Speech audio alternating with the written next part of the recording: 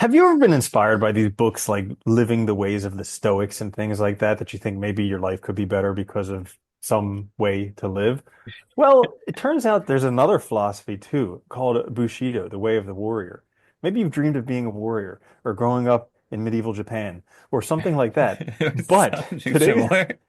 today's episode, we're going to be talking about Bushido, and the core virtues of Bushido and how they apply to the life now versus maybe life back then. See if it's applicable because, hey, this could be a pretty cool philosophy for living. And even better, this episode was recommended by Alex. So big thanks to Alex. Thanks, Shout out to Alex. Alex. Uh, Helps us out so much. We were actually looking for ideas for episodes, and we'd love this to be kind of a two-way street. We can make some episodes. You enjoy listening to us. You suggest episodes for us to make. And then not only do you get your questions answered, your ideas covered, but we'll give you a shout out, say It's hi. So if nice. you have any, Yeah. yeah, if you have any ideas, you can either uh, post a comment on YouTube or you could email us. It's in the show notes and submit a recommendation there. So we prompted this artificial intelligence called ChatGPT for some things about Bushido, found some the core virtues. So I figured we'd go through them each one at a time, discuss them, see if they're important. Yeah, it's funny. I've read The Way of the Warrior and these ideals before, but it's been a long time, so it's helpful to look at them again. But you know, it's funny. I was thinking about this because like samurai stuff is it's such a part of culture, modern culture, not just in Japan, but I think, with anime and stuff and with movies and all, you see it so much. Like 47 Ronin was a pretty popular, movie, Hmm. and that kind of characterizes some of these ideals. And I don't know why I was thinking about this morning because I was thinking about, well, I guess because I was thinking about this topic, but it's like, it's kind of similar. I guess, like, would cowboys be like the similar, like, comparative Oh, thing that's for like us, the do you think? American thing. Is Yeah, it? Yeah, right. Because American it's like version. we have the movies, they're part of culture, but like there's like these ideals sort of associated with being a Or cowboy like and all. medieval knights, Yeah, kind of the that's same type of yeah. thing Yeah, I was just in trying to think Europe. for the US where we have like only like a couple hundred years of history. By the way, this is the Existential Stoic Oh podcast. I'm yeah. Randy. That's Danny. What's going on, Danny? What's up, Just in Randy? case, it's not our 500th episode or anything like Yeah. that. Not like we've done this a Introductions time or are two before. hard. They're hard to do the Yeah. same every time. Oh my goodness. Yeah, you want to get everything in there. But yeah, that is interesting because you look at the morals of any of these things we talk, well, maybe not cowboys, but like the feudal knights, you Yeah. know, or the samurai, and they do things that like make the world a better place, I would think. Cowboys was Part kind of of like that. hit or miss because there Yeah. was like, it was Well, either whether you're wearing a white hat or a black hat, it tells if you're a good cowboy or a bad cowboy. I think they make the world a better place too, relative to your perspective.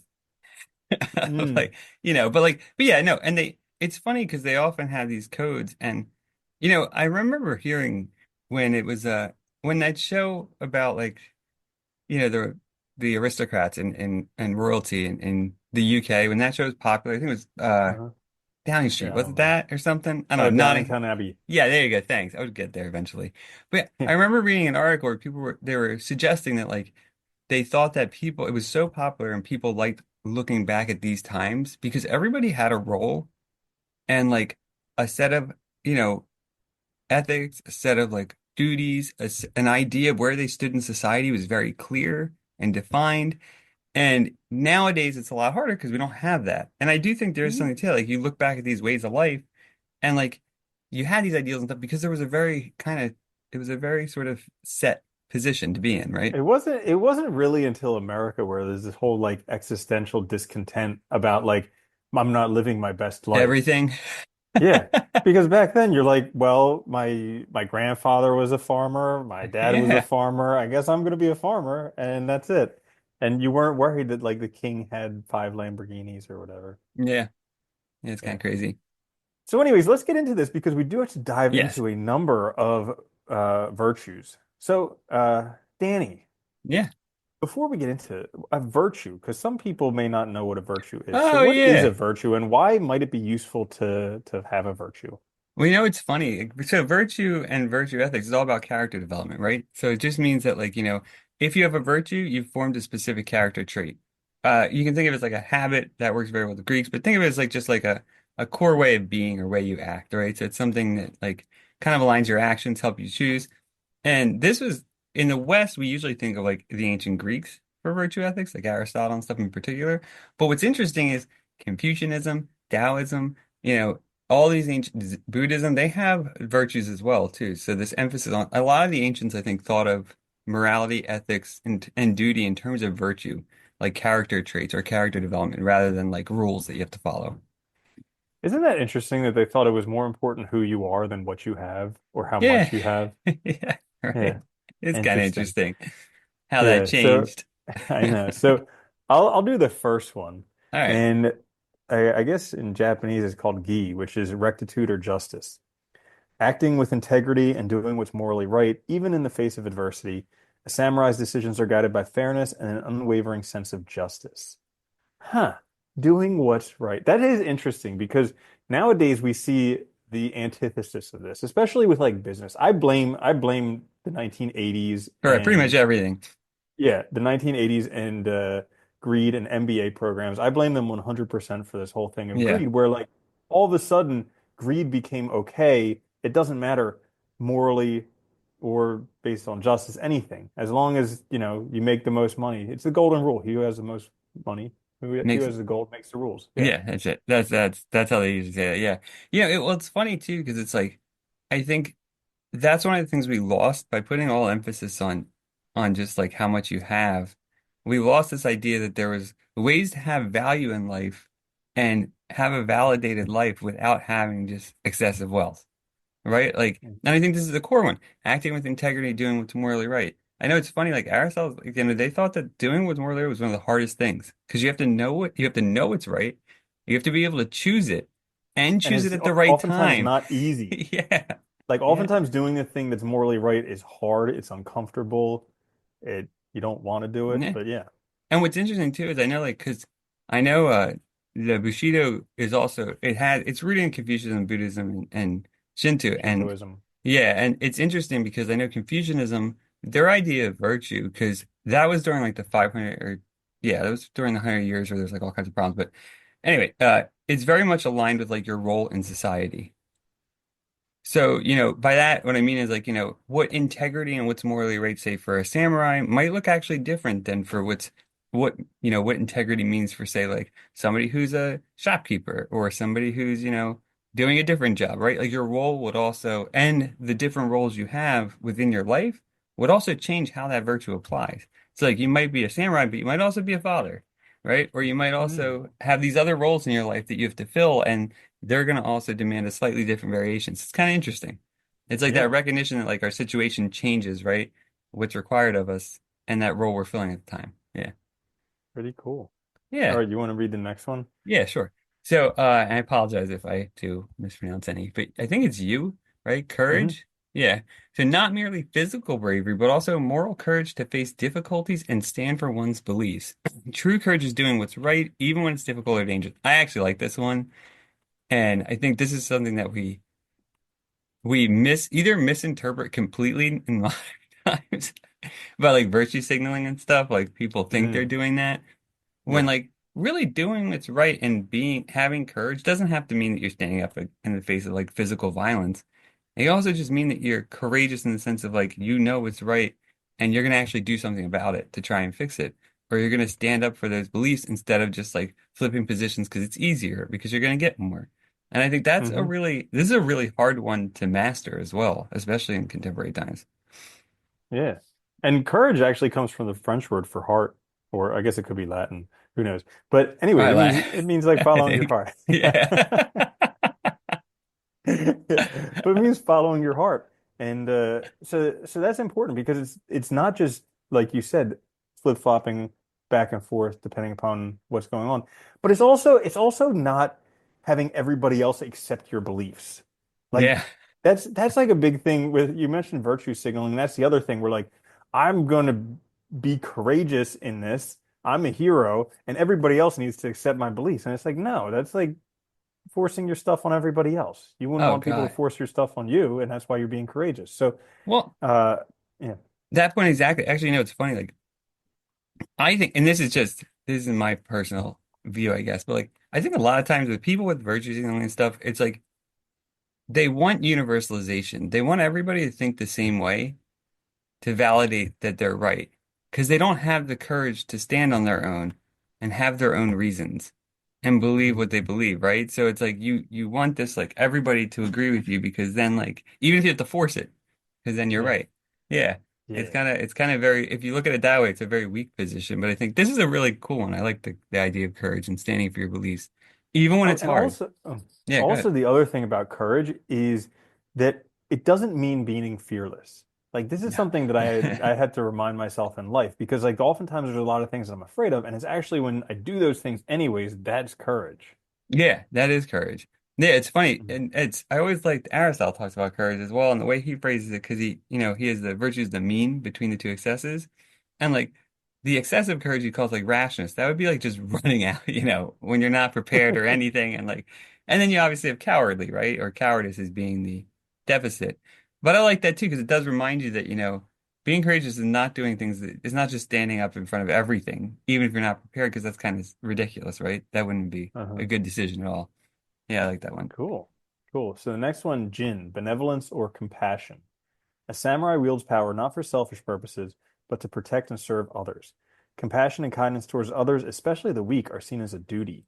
Whoa, that's something that's not practiced nowadays. No, I like this For one. like, screw the weak. Let's let them live out on the street and fend for themselves. And You know, it's yeah, crazy. Yeah, well, it's like, the venture capitalist stepping. I saw an image of them literally stepping over homeless people to get into like this super fancy building in, San Francisco. And it's like, yeah. God, See, yeah. It's just it's shocking that the one of the richest cities in the world has turned to that. yeah. It's really, but that's just it, right? Because there's no compassion and kindness. And what I like about this, I think this like kind of virtue and this value or ideal. It also, Japan has more of a collectivist, communitarian Hmm. sort of Hmm. approach, and we don't. And I think it's way easier to sort of argue these sorts of things in that system than it is in ours, because that independence, like the individualism here, we tend to blame people for being in a position that they're in, rather than recognizing that, maybe part of it's due to the system or the circum, whatever, all these other Hmm. factors. So I think that's kind of Hmm. cool. And this idea that, you could have power, because they had power. I mean, the samurai were effective warriors, right? But also Yeah. that the purpose of that was not just for you but actually that because you had this, you could give back with it, which is cool. I like that. Uh-huh. Yeah, they were almost like a superhero in that way. They like protect other people. Yeah. Could you imagine Hmm. having somebody just come out and protect you? That'd be awesome. Especially back, well, it was pretty violent back then too, dude. Those times Hmm. everywhere in the world was pretty violent. It'd be Yeah. crazy.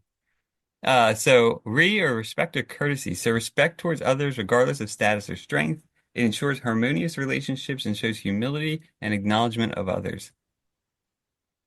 Mm. That's an interesting one. So in America, I tell you, no respect, No respect. but No, no. like a little Rodney Dangerfield. But in America, I think it's very, uh, I mean, being disrespectful is kind of just like it comes with the territory. A lot of people are. It's hard to find someone who's respectful. I But know. I've heard that like in a lot of the like Eastern countries, like the Asian countries, the idea of saving face is important, and that's like respecting people, making sure that they don't feel embarrassed, especially like respecting your elders or your boss, things like that. So they have very big respect for those people. So I think that's an important part of their culture, but it's not something that I see very much in America Well, at again, I all. think this also comes from that Confucianist roots, the Buddhist roots, and then on top of that as well, the collectivist or communitarian approach, right? So there's a lot Mm. already within their society, I think, that sort of fosters this way of thinking. And especially, because relationships are they were viewed as so important, especially in Confucianism, for understanding like your morality, your ethics, how you should act in the world, your role, right? And I think that we don't have that at all. And I think this is also, on a side note, I think this is why it's important. I'm glad Alex suggested this episode too. This is important, why it's important to read these other types of ways of life, theories, ethics from other cultures around the world, because you get perspectives that you just won't get within your own country, right? And if you were Japanese, like reading like, ancient Greek stuff and all could be very valuable, right? Because you're going to get a very different perspective than what you might be used to. And I think that's an important way to do it because it opens your eyes to other ways of thinking. Mhm. Yeah, so I would be the next one then.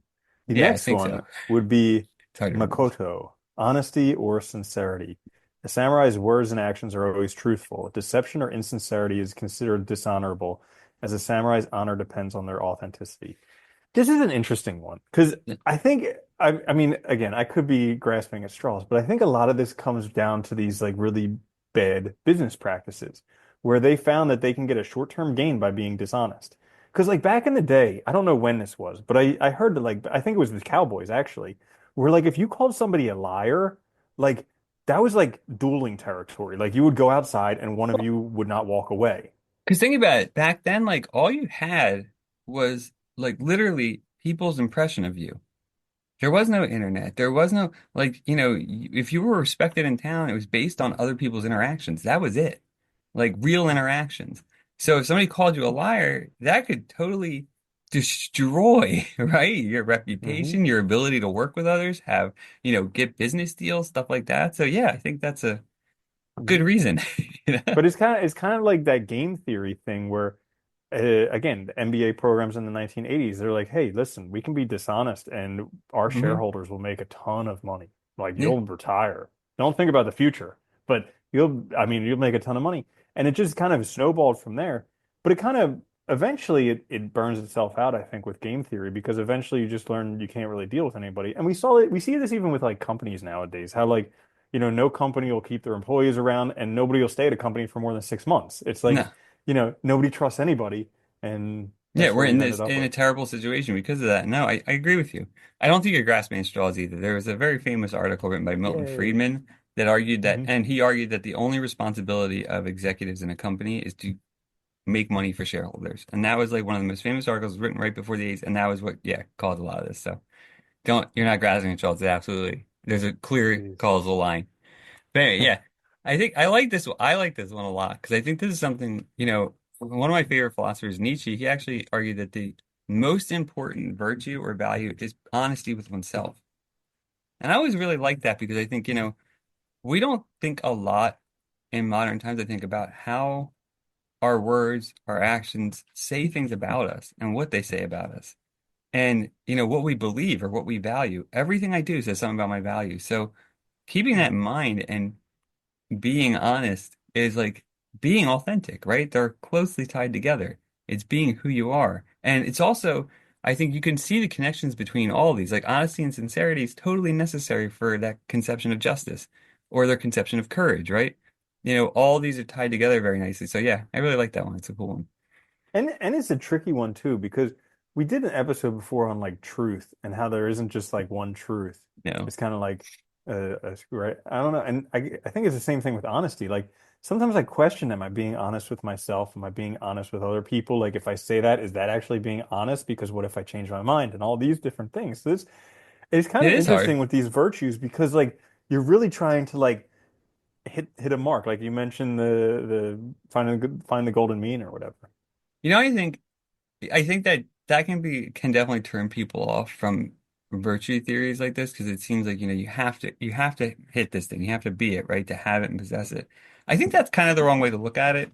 It's more just like these are ideals to live by that you should always strive to master. You're not always going to get it right. I mean, the people that came up with these theories realized that these were very hard to like perfectly capture all the time in everyday life. But the idea is, right, you remember it and then you adjust your behavior or you make amends or whatever, right? You do the things that you need to make up for that. Yeah. But that's Mhm. a good one though. So I'm next, right? So this Yeah. is I don't know how to pronounce it. I guess Mayo, maybe? Honor? Uh-huh. Yeah, so living and dying with honor is the core of Bushido, right? So a samurai must strive to maintain their reputation and honor at all costs, even to the point of death. And I think a lot of people remember this too from like that movie 47 Ronin, those stories, right? Of the samurai. Seppuku or whatever, Yeah, where yeah, they yeah. I fall think on that's their own knife. yeah, or like Uh, yeah, where you commit suicide, but it's like honor suicide, right? It's because something yeah. happened or whatever. Yeah. Yeah, this is an interesting one. Like this idea of living and dying with honor and what honor means is interesting too. Like, what does that mean to have honor? To be this sort of, to maintain your reputation throughout time. It's kind of interesting. Yeah. Well, it's tough because like what happens if you're I have a problem with this just a little bit. Because what happens if you're like 100% honorable and respectable and then you make a mistake? Like, but you're still an excellent samurai and you just made a mistake and then you have to kill yourself. Like that's a big waste for making a mistake. And we're humans, like it's part of our nature to make mistakes. So you're supposed to be flawless. How do you Yeah, I do don't know. that? This one's tough for me too. I've always had trouble with this, honestly, with respect, especially going that far to the. I don't think Hmm. there's anything wrong with honor. Don't get me wrong, but I think, yeah, going that far is tough, and I think that's also there's a lot of cultural factors and things there as well that are probably harder for us to understand too. So it makes it difficult to kind of like Yeah, conceptualize true, true. when that would be justified, right? But I guess, if you really think your reputation matters that much, though. And I mean, if you think about that, right, if that's everything you have and that's stained in some way that is, you know, you can't redeem it, I guess, again, then I guess I could imagine that's being the situation where they would do it, right? Uh-huh. Maybe. But what happens if it's just a fault in your thinking? What happens if you're just thinking about it poorly? I mean, I And hope they have time to like, reassess and think these things through and grow from it, right? yeah, Otherwise, you're gonna right. have you won't have anybody. I know, right? Cool. Okay. So the next one is chugi or loyalty. Absolute loyalty to one's lord, family, and code of values. A samurai's life is defined by their unwavering allegiance and duty. Yeah, that was interesting because they were hired to protect people, and so that's their job. But it's crazy. It's kind of I mean, I guess we see that with like our military and everything like that, where they will put their own life on the line to protect other people. But it's for me, it's like a very difficult thing to grasp because it's like, It's like the Secret Service, right? They'll throw themselves in front of a oh yeah, bullet. You know, hmm it is hard to grasp though. Doing that for someone else is really like that's your job. I get, it's interesting too because the loyalty part to one's Lord family core code of values, that's interesting too because, if you think back then, like we were just saying, right? All you had was like other people's impressions of you and like your reputation was everything. So like it makes sense that you'd want to show like a really like your loyalty would matter a lot, right? Because if you were seen as disloyal, nobody would hire you. Nobody would want to work with you at all. And then on top of that, like you get these again that that background in these other philosophies with like the relationships, the lore, the core values. I think that's yeah, it's interesting Well, because you another question that I have with it is like, what happens if you don't like your employer or the person that you're working for? Like, would you still throw yourself under the bus just to protect them? yeah, I Or don't. is it you would really only work for them if you love them as a person?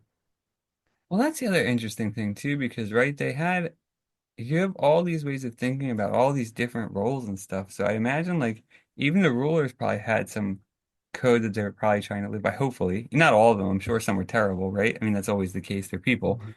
But yeah, I wonder if that would make it hard. Like if you hated the person that you happen to be working, does it Right? change how that applied? Or does that not Yeah, matter because I guess you're still doing a job, right? You're still so that reflects on true. you, not I don't know. Yeah. True. Yeah, Hmm. that's an interesting one. The last one's really Cool. good too, self-control. So maintaining discipline and mastery over one's emotions and desires, ensuring that one's actions align with the principles of Bushido. And this is interesting because I think this is something, you see in, look, every way of life, every ethic, self-control is the core of it, right? Because it's all about like, that's all being virtuous, being moral is self-control. It's learning how to know yourself and control yourself in situations and do what's right. So I think that's a really good one too. Like if you don't have that, if you don't have this mastery over yourself, you're not going to be able to do these other ideals. They won't work.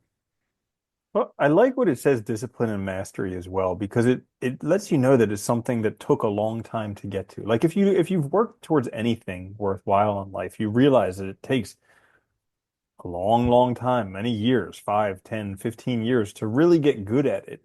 And that requires discipline. That requires you coming back when you don't want to. That requires you mastering it, like spending time on the small little stuff that helps you get very good at it. So I do like that concept of it there. I think it makes sense too, because like, yeah, if you think about it, with like, especially being a samurai, like learning the art and craft of sword, of fighting with the sword and stuff like that, and that style and the different styles, that must have taken a ton of time and an Yeah. insane amount of practice, right? Because in order to be good at it, and I think this is something we've lost. I think, a bit in modern times is this idea that stuff takes time.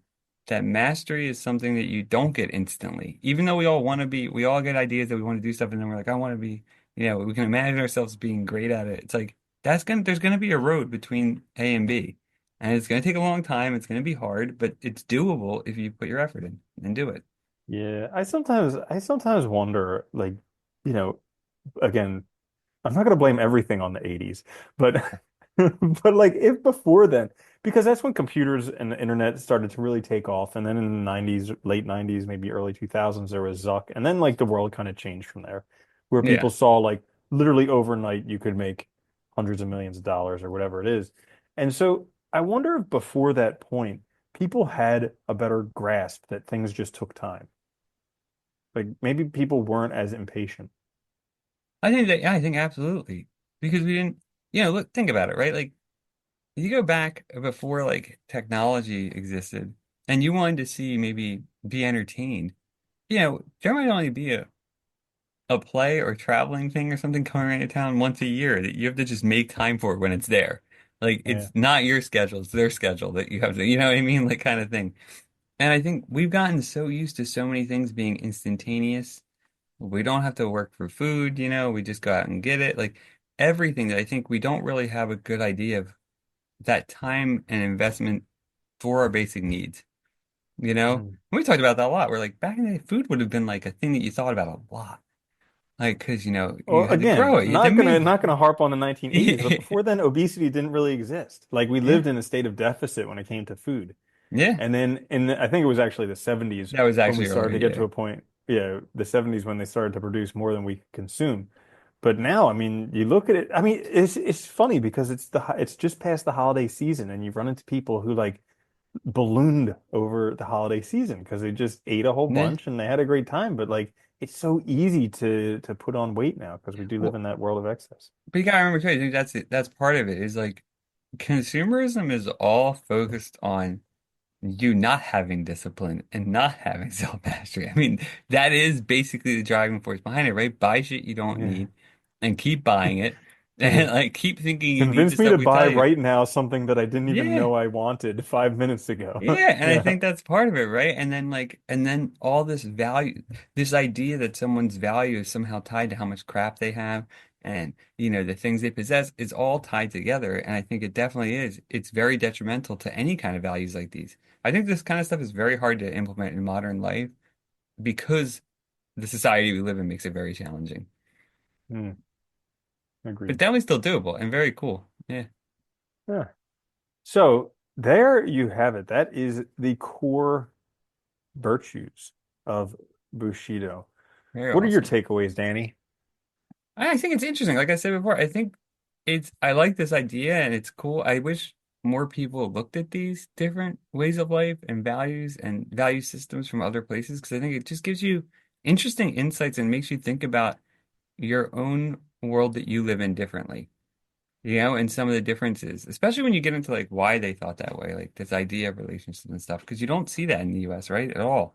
Hmm. Like, you don't see respect for elders. You don't see any of this stuff, right? And it's interesting to think about, like, well, why'd they think that? And is there some way that this might be applicable now? And how could I?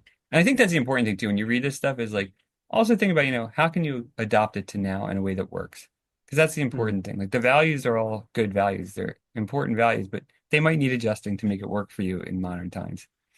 Yeah. Yeah. When we were reading through those things, a lot of the things reminded me of what we learned in Boy Scouts. And so there was a lot of that stuff like respect, loyalty, trustworthiness, all these different things. And so yeah, I saw that, but it is something that seems to be missing more and more nowadays. I think we live in like a no trust type of world where you really can't trust many people.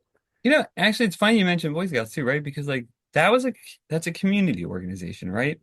And so again, that's a thing where like your value is not by the money you're paying to get in, it's by you as a member. So like who you are is adding to the group. And we don't have a lot of that stuff anymore. It's all pay to play, right? So you don't get this opportunity to just go be a member of something and then you bring to the table yourself. So Yeah. your authenticity, your honor, all this stuff wouldn't matter because that's the value you're bringing is you. Mhm. And we don't have a lot of that anymore. Yeah. Yeah. Sweet. So there you have it. That is the episode. Thank you so much for the recommendation. That Yeah, it was was awesome. awesome.